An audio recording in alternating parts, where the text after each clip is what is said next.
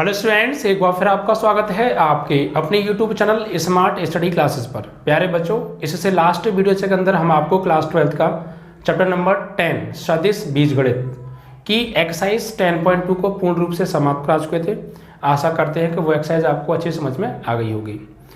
बच्चों, जो हमने पढ़ा था लास्ट एक्सरसाइज के अंदर, वो हमने पढ़ा था दो सदिशों को जोड़ना या घटाना, कैसे उनको घटाया जाता है, या उनका मापांक निकालना, हम उनका मापांक कैसे निकालते हैं, इन सब चीज़ों के बारे में पढ़ा था। और हमने किसी भी सदिश का एकक सदिश ए कैप निकालना भी सीखा था, जिसका फॉर्मूला था A cap is equal to vector A upon modulus vector A. ठीक है, तो ये सारी चीज़ें हमने पढ़ी थी। और द्विक अनुपात भी हमने निकालना सीखे थे किसी सदिश के।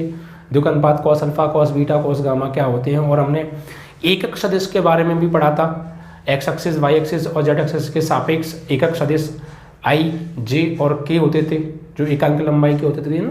इन सब चीज़ों के बारे में हम पढ़ चुके हैं और आशा करता हूँ कि वो आपको अच्छी समझ में आ गया होगा। जिन लोगों ने नहीं पढ़ा है, पहले जाके उस एक्सरसाइज के कॉन्सेप्ट और उस एक्सरसाइज को अच्छे से प्रिपेयर कर लें, क्योंकि पीछे का कॉन्सेप्ट ही आगे यूज होने वाला है।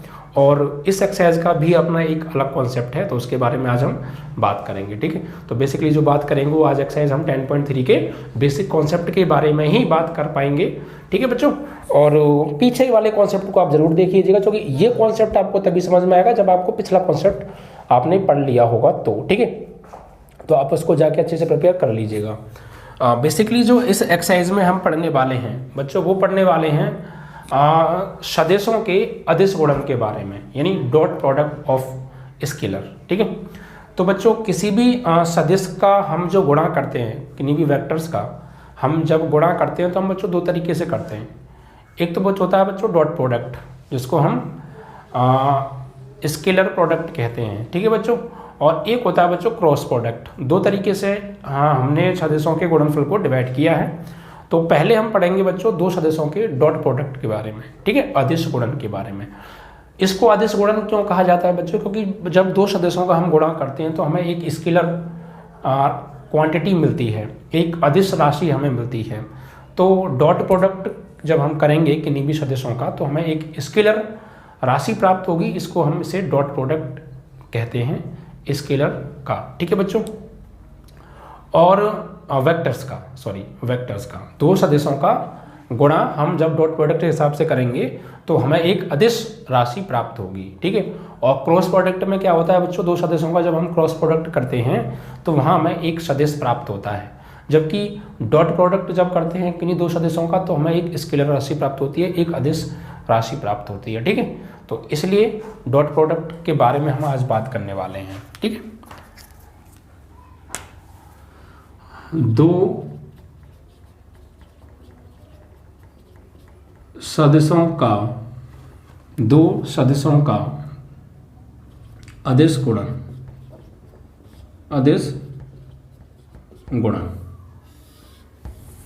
ठीक है, यानी डॉट प्रोडक्ट ऑफ आपका जो है सदिश यानी वेक्टर का डॉट प्रोडक्ट। तो हम कैसे करेंगे इनका डॉट प्रोडक्ट, और उससे पहले हम ये समझ लें कि डॉट प्रोडक्ट होता क्या है।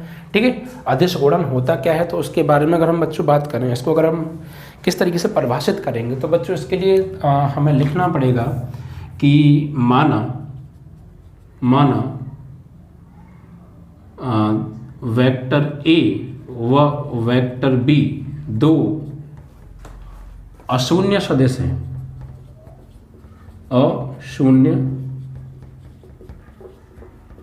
सदिश हैं। ठीक है, माना ए और बी दो हमारे पास इस प्रकार के सदिश हैं कि वो अशून्य हैं, यानी शून्य नहीं है। ठीक है, तो इनके अदिश गुणन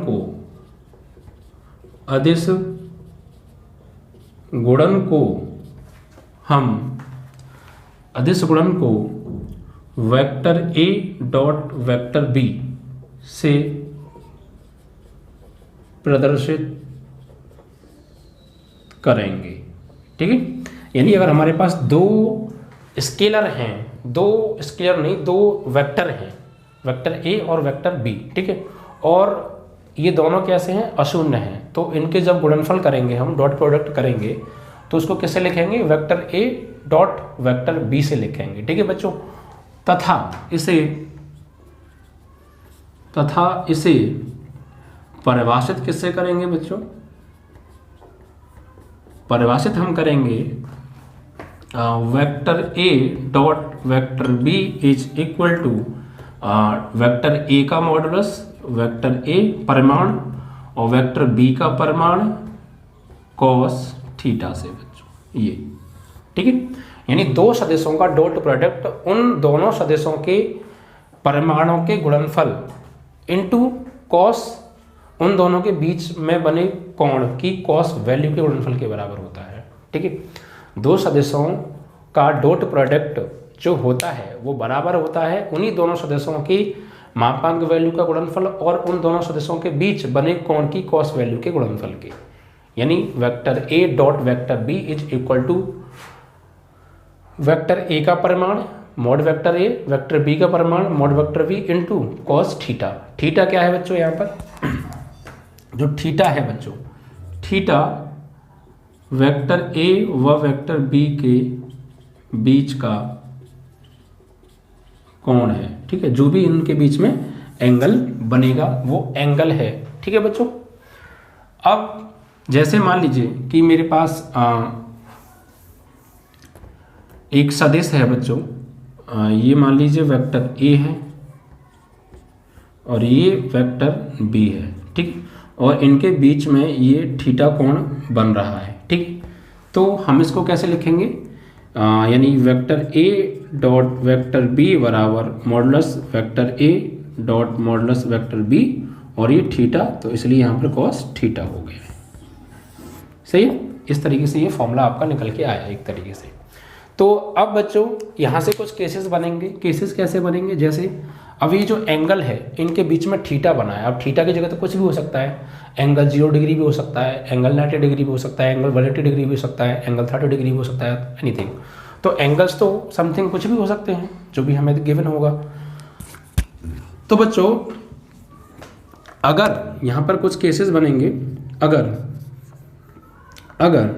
थीटा इज इक्वल टू क्या हो जाए बच्चों, थीटा इज इक्वल टू यानी इन दोनों के जो बीच का कोण है वो अगर 0 डिग्री हो, तो यानी ये जो वेक्टर बी है और जो वेक्टर ए है ये एक के ऊपर एक संपाती हो जाए। ठीक है, एक के ऊपर एक आ जाए बिल्कुल, तो इनके बीच का जो एंगल है जब ये इसके ऊपर आ जाएगा बिल्कुल, तो इसके बीच का जो एंगल है वो 0 हो जाएगा। ठीक है, तो जब 0 डिग्री का कोण बनेगा इट मीन्स कि ये दोनों एक दूसरे के ऊपर होंगे, संपाती होंगे, तो इनका डॉट प्रोडक्ट क्या होगा, तो क्या होगा बच्चों, तो vector A dot vector B बराबर modulus vector A into modulus vector B cos theta की जगह बच्चों 0 डिग्री आएगा। ठीक है, यानी vector A dot vector B is equal to mod vector A into vector B और कॉस 0 डिग्री की वैल्यू क्या होती है बच्चों, 1 होती है, तो इंटू 1।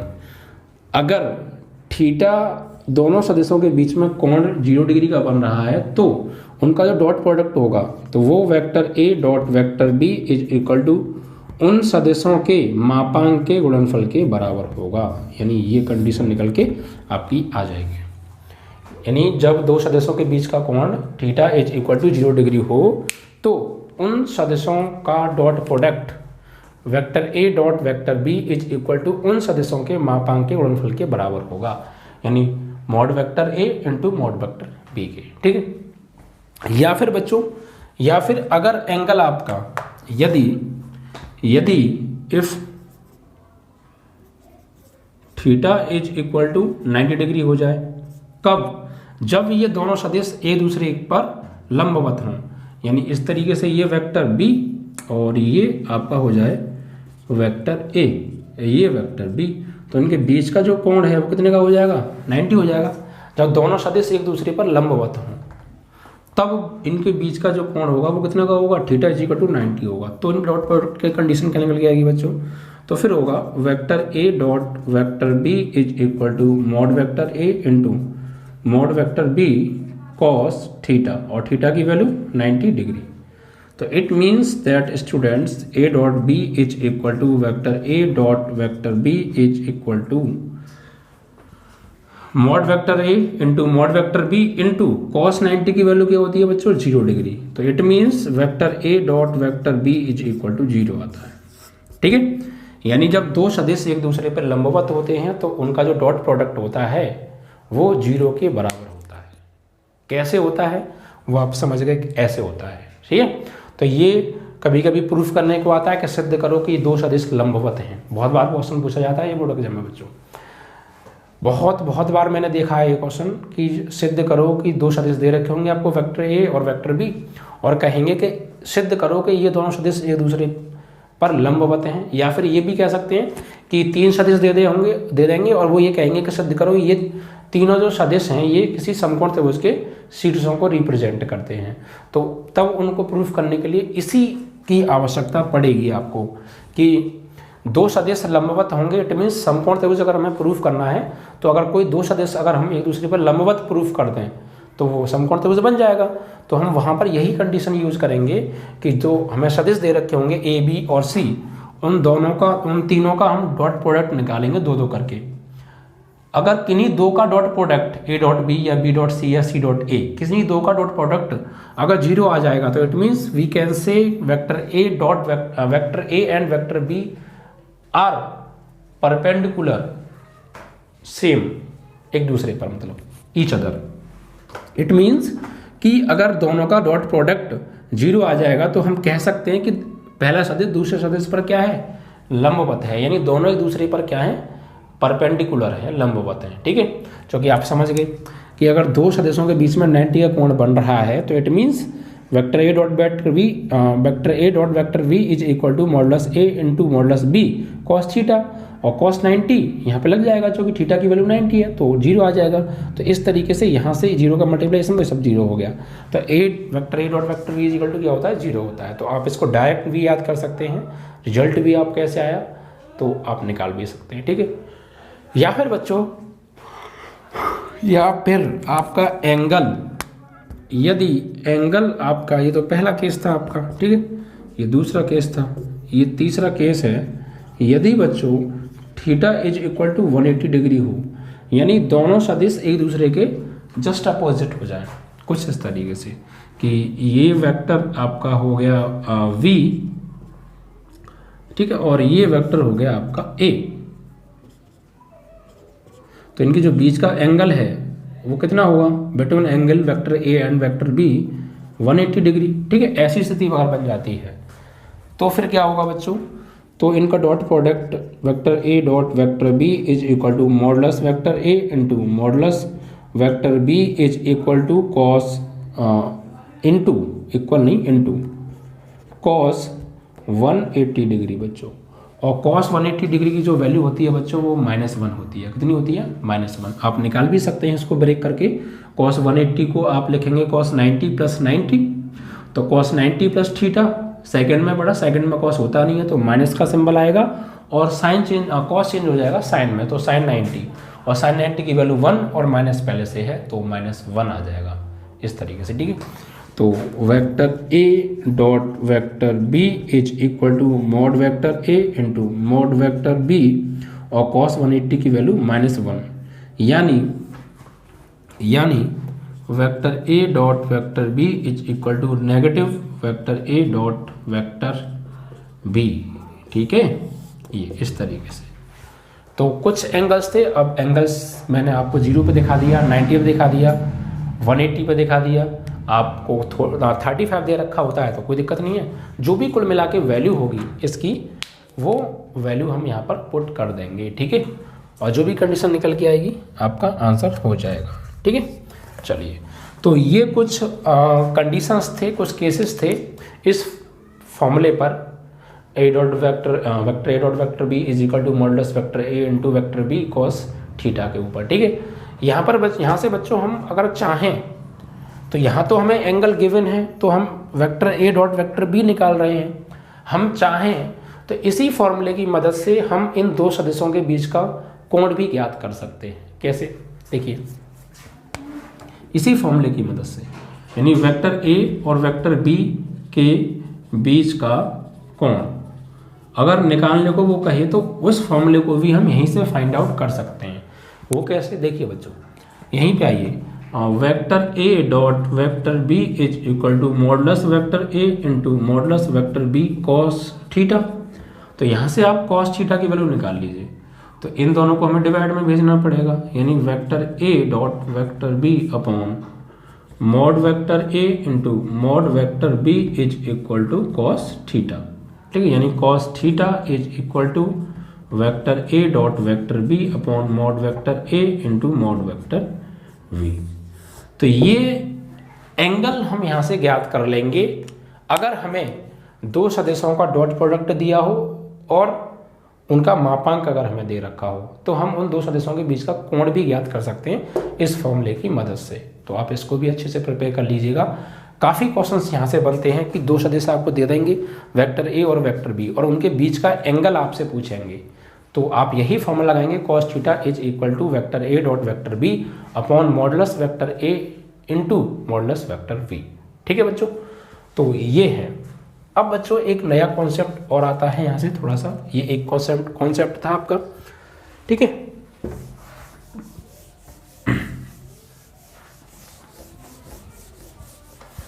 उसको समझेंगे।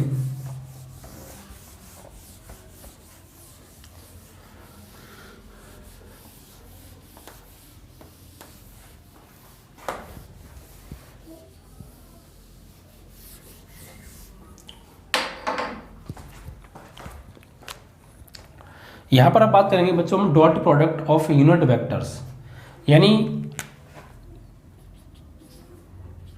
आई डॉट आई cap J dot J cap K dot K cap. ठीक है, तो ये आई जे और के ये क्या चीज़ है, तो ये बच्चों मैंने आपको बताया है पीछे बेसिक कॉन्सेप्ट में कि ये जो आई जे और के होते हैं ये एकक सदिश होते हैं, एकांक लंबाई के सदिश होते हैं।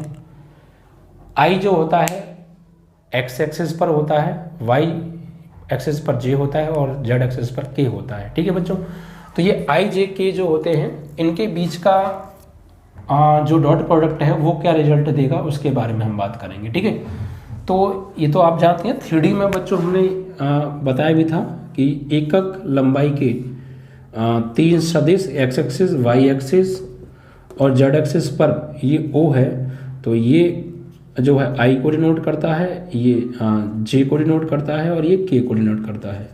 ठीक है, तो आई जे के ये तीन सदिश होते हैं, एकक सदिश होते हैं, एकांक लंबाई के सदिश होते हैं बच्चों। ये इनकी जो लंबाई होती है, जो मापांक होता है वो इनका 1 होता है।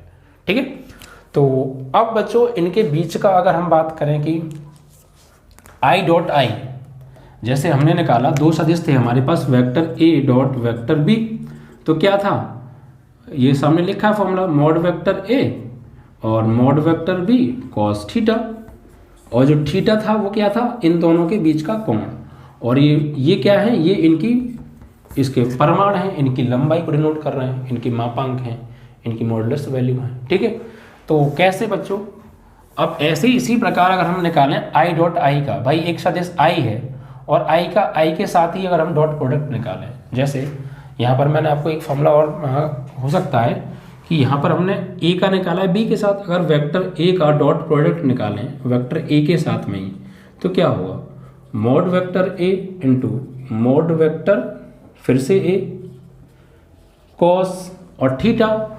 भाई थीटा क्या होगा, वेक्टर ए का वेक्टर ए के साथ में ही एंगल कितना बनेगा, वो तो 0 बनेगा नहीं भाई, दो सदिश हैं और सेम सदिश हैं, एक दूसरे के ऊपर ही होंगे, तो उन दोनों सदिशों के बीच का कोण क्या होगा 0 होगा, तो cos 0 डिग्री। तो वैल्यू क्या आ जाएगी यहाँ से, तो ये आ जाएगी वेक्टर ए डॉट वेक्टर ए बराबर मॉडुलस वेक्टर ए का होल स्क्वायर, और इसको हम मॉड वेक्टर ए के स्क्वायर से भी लिख सकते हैं। ठीक है बच्चों, इस तरीके से। तो इसी प्रकार अगर हम आई के साथ ही डॉट प्रोडक्ट करें तो रिजल्ट क्या आएगा, तो ये सदिश हो गए एक तरीके से, ये पहला जो आई है इसको आप मान लीजिए वेक्टर ए और ये वेक्टर बी, तो और आई का आई के साथ ही एंगल, इस आई का आई के साथ ही एंगल क्या रहेगा 0 डिग्री रहेगा, तो क्या निकल के आएगा, यानी ये पहला सदिश हो गया वेक्टर ए और ये वेक्टर बी, यानी इस आई का मापांक और इसका भी मापांक और कॉस 0 डिग्री। तो आई का मापांक क्या होगा? 1 होगा, क्योंकि ये एकांक लंबाई के, एक लंबाई के, 1 लंबाई के एकक सदिश हैं। तो इसका जब मापांक निकालेंगे हम, मॉडुलस वैल्यू जब निकालेंगे हम, तो क्या आएगी? तो इसकी आएगी 1 और इसकी भी 1 और ये कॉस 0 डिग्री, यानी फाइनली 1 × 1 कॉस 0 डिग्री। और कॉस 0 की वैल्यू क्या होती है? 1। तो मल्टीप्लाई करेंगे फाइनली क्या आ जाएगा? 1 आ जाएगा। तो कुल मिला के यहाँ हमने क्या देखा कि आई का अगर आई के साथ डॉट प्रोडक्ट करेंगे, अदिश गुणन करेंगे, तो हमें क्या मिलेगा? रिजल्ट 1 मिलेगा। यानी किसी सदिश का उसी सदिश के साथ अगर हम डॉट प्रोडक्ट करें तो उनके जो डॉट प्रोडक्ट जो रिजल्ट मिलता है हमें, वो उनके मापांकों के गुणनफल के बराबर मिलता है, क्योंकि एंगल तो 0 डिग्री हो जाता है और उसकी वैल्यू 1 हो जाती है, कॉस आता है फॉर्मूले में। तो ऐसे ही आई का आई के साथ निकालेंगे तो इसकी लंबाई 1 और इसकी लंबाई भी 1, क्योंकि एकांक लंबाई के 1 × 1 और कॉस 0 डिग्री की वैल्यू 1, तो 1 × 1 × 1 = 1। तो फाइनली हमें क्या मिला?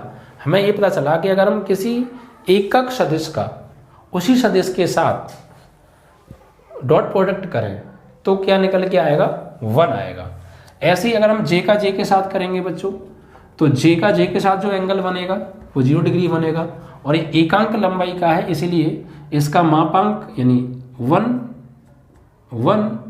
cos 0 डिग्री, यानी फाइनली 1 × 1 और × 1, यानी फाइनली 1। तो आई डॉट आई क्या होता है बच्चों? आई कैप डॉट आई कैप = होता है 1। ये आपको रिजल्ट याद रखने हैं, क्योंकि जब हम आगे सवाल करेंगे तो वहाँ पर इनकी जरूरत पड़ेगी, ठीक है। ऐसे जे डॉट जे क्या होता है बच्चों? जे डॉट जे 1 होता है बच्चों। बहुत सी कोचिंगों में आपने देखा होगा या यूट्यूब चैनल्स पर डायरेक्ट आपको बता देते हैं कि बस याद कर लीजिए आई डॉट आई = 1, जे डॉट जेड = 1, के डॉट के = 1। लेकिन 1 कैसे हो गया उसका रीज़न नहीं आपको बताते हैं। हमारा जो मेन फोकस रहता है वो मैंने क्या बताया आपको, बेसिक पर रहता है। अगर बच्चा बेसिक पर अगर अच्छे से ध्यान दे ले तो क्वेश्चंस तो फिर हो ही जाते हैं। तो मेन होता है कॉन्सेप्ट। अगर आप कॉन्सेप्ट पे फोकस नहीं करेंगे तो लंबे समय तक चीज़ों को याद भी नहीं कर रख पाएंगे और फिर अच्छे से उनको गहराई से जो समझना होती है बात वो भी नहीं आप समझ पाएंगे, ठीक है। तो मेन जो आपका भी फोकस रहना चाहिए वो कॉन्सेप्ट पर रहना चाहिए बच्चों। तो आई डॉट आई = 1 कैसे होता है आप समझ गए, जे डॉट जे = 1 कैसे होता है वो आप समझ गए। इसी प्रकार अगर हम के के साथ डॉट प्रोडक्ट करेंगे तो ये एकांक लंबाई का, तो इसकी मॉडुलस वैल्यू 1, इसकी मॉडुलस वैल्यू 1, यानी एक तरीके से ए और ए बी, तो vector A dot vector B, और इसका मापांक निकालेंगे तो 1 बनाएगा, और बीच का एंगल क्या होगा 0 डिग्री। तो फाइनली क्या आएगा 1 × 1 × 1 = 1, ठीक है।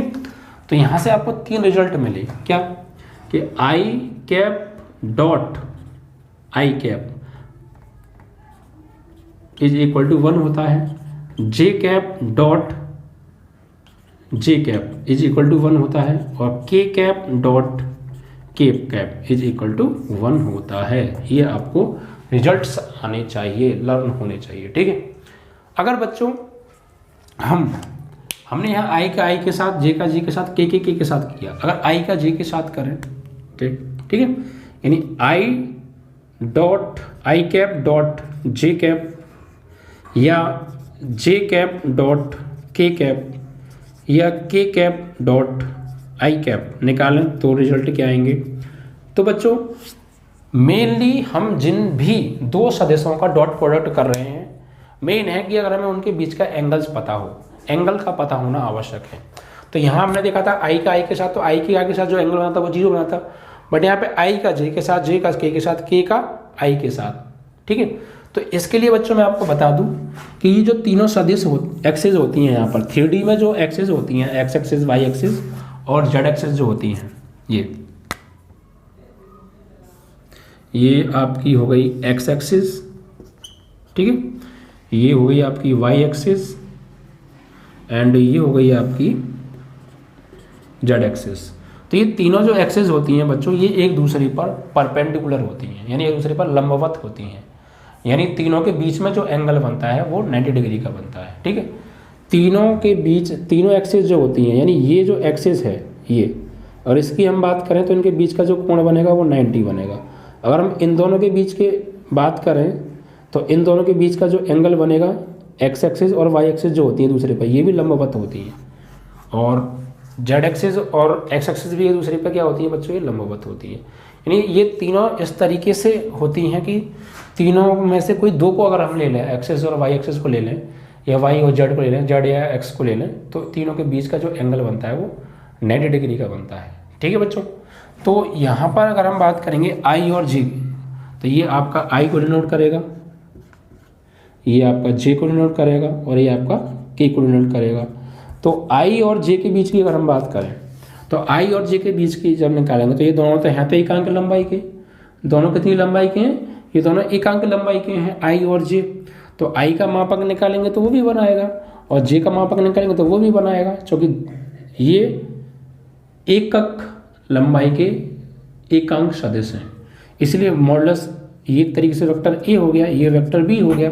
तो फॉर्मूला क्या होता है, vector A dot vector B is equal to modulus vector A into modulus vector B cos theta. तो इसका मॉडुलस निकालेंगे तो 1, इसका मॉडुलस निकालेंगे तो 1, और इनके बीच का एंगल कितना होगा 90 डिग्री, तो कॉस 90 डिग्री।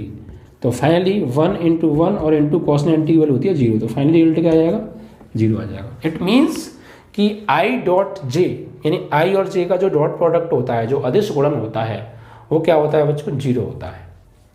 इसी प्रकार अगर हम जे डॉट के निकालें, जे और के का डॉट प्रोडक्ट निकालें, तो मापांक तो 1 ही आएगा, मापांक तो 1 ही आएगा, और बीच का एंगल क्या होता है, जे मतलब वाई एक्सिस और के मतलब जेड एक्सिस। तो वाई एक्सिस और जो जेड एक्सिस होती हैं वो भी एक दूसरे पर परपेंडिकुलर होती है, तो उनके बीच का जो एंगल बनेगा वो कितना होगा, 90 डिग्री होगा। तो इट मीन्स कॉस 90 डिग्री। तो finally 1 into 1 into 0 is equal to 0। Okay, same यहाँ पर मॉडुलस 1 इंटू मॉडुलस 1 कॉस 90, यानी 1 into 1 into 0 is equal to 0। तो ये 3 रिजल्ट आपको बच्चों मिले, ये भी आपको याद रखने हैं। ठीक है, जिस तरीके से आप इनको याद करेंगे उसी तरीके से आपको ये भी याद रखने हैं कि I dot J, I cap dot J cap, या J cap dot K cap, या K cap dot I cap is equal to 0 होता है। ठीक है, ये रिजल्ट्स भी आपको याद रखने जो कि हमें आने वाले क्वेश्चंस को करने में बहुत ज़्यादा हेल्पफुल होंगे बच्चों। ठीक है, तो ये चीज़ आपको समझ में आ गई, आई डॉट आई क्या होता है, जे डॉट जे क्या होता है, के डॉट की क्या होता है, या आई डॉट जे, जे डॉट के डॉट आई क्या होता है। अब इनके बिहाफ पर हम एक रिजल्ट निकालेंगे बच्चों। क्या निकालेंगे, एक रिजल्ट। रिजल्ट क्या होगा उसको समझिए।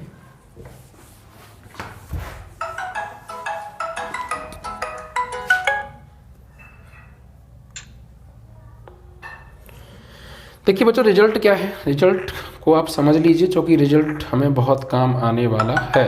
ओके,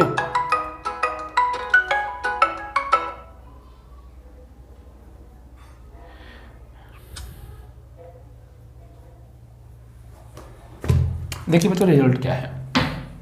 सपोज कि हमें 2 सदिश दे दिए, सपोज बच्चों क्या दे दिए, 2 सदिश। यहाँ पर देख लेते हैं कि हमें, हम जानते हैं वैसे भी कि vector A is equal to क्या होता है, A1 I cap plus A2 J cap plus A3 K cap. ठीक है, एंड वेक्टर बी बराबर होता है B1 I cap, B2 J cap और B3 के कैप। ठीक है, तो जब हम इनका डॉट प्रोडक्ट करेंगे वेक्टर ए और वेक्टर बी का, यानी vector A dot vector B, तो क्या होगा, वेक्टर ए की value A1 I cap, A2 J cap और A3 K cap, dot vector B B1 I cap, B2 J cap और B3 के कैप। ठीक है, तो जब इनका हम डॉट प्रोडक्ट करेंगे तो आई का आई वाले के साथ मल्टीप्लाई होगा, यानी डॉट प्रोडक्ट होगा, और जे का जे वाले के साथ और के का के वाले के साथ।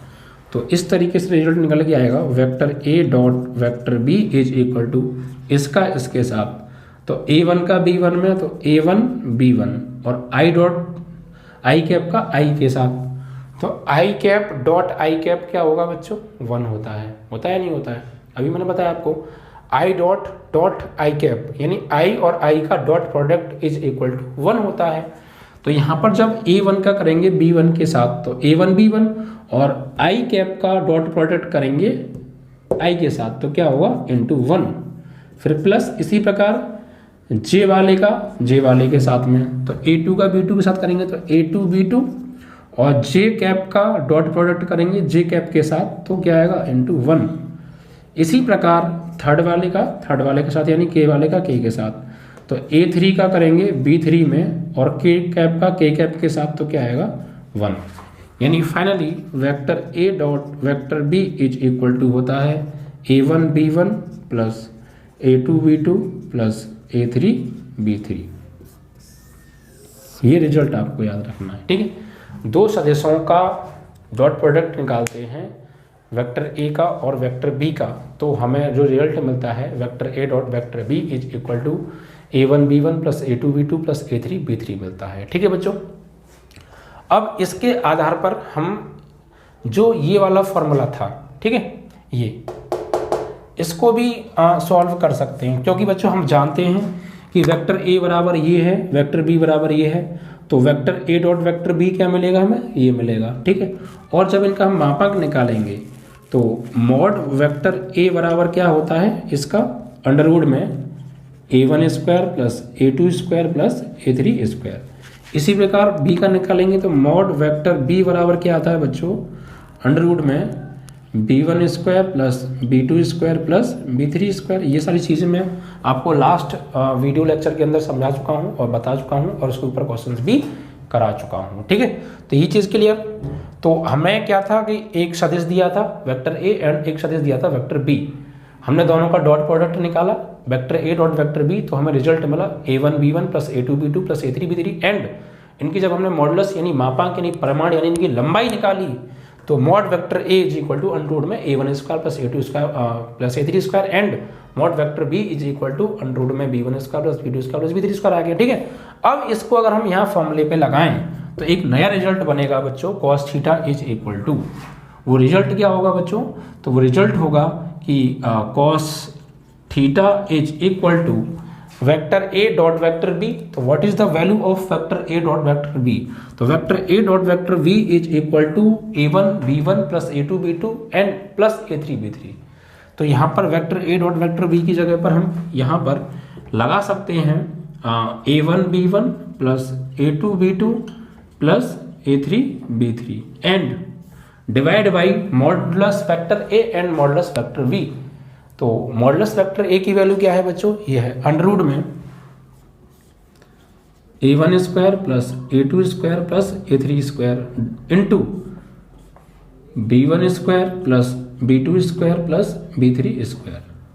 तो इस तरीके से ये cos theta is equal to A1 B1 plus A2 B2 plus A3 B3 upon modulus vector A1 square plus A2 square plus A3 square and under root में B1 square B2 square B3 square आ गया, ठीक है। तो ये भी एक नया फॉर्मूला आप इसको कह सकते हैं जो कि यहीं से बना है, ए डॉट बी के डॉट प्रोडक्ट निकाल के और इनकी मॉडुलस वैल्यूज की वैल्यू लगा के, ठीक है। तो इसको भी आप अच्छे से प्रिपेयर कर लीजिएगा, क्योंकि जब हमें डायरेक्ट दो स्केलर्स का डॉट दो सदिश का दो वेक्टर का डॉट प्रोडक्ट दिया होगा और उनकी डायरेक्ट कभी कभी हमें मॉडुलस वैल्यू भी दे देते हैं, तो और उनके बीच का एंगल्स हमसे पूछने को कहते हैं, ठीक है। तो हम इस फॉर्मूले का यूज करेंगे, यानी डायरेक्ट हमें दो सदिशों का डॉट प्रोडक्ट की वैल्यू मिलती है और उनके मापांक की वैल्यूज मिलती हैं, तो डायरेक्ट हम यहाँ पे अप्लाई कर देंगे इनके डॉट प्रोडक्ट की जगह इसका गुणनफल और इनके मापांक की वैल्यूज से इसका डिवाइड कर देंगे, तो आपको उनके बीच का एंगल प्राप्त हो जाएगा, ठीक है। तो ये चीज़ें आपको पता होनी चाहिए, ओके।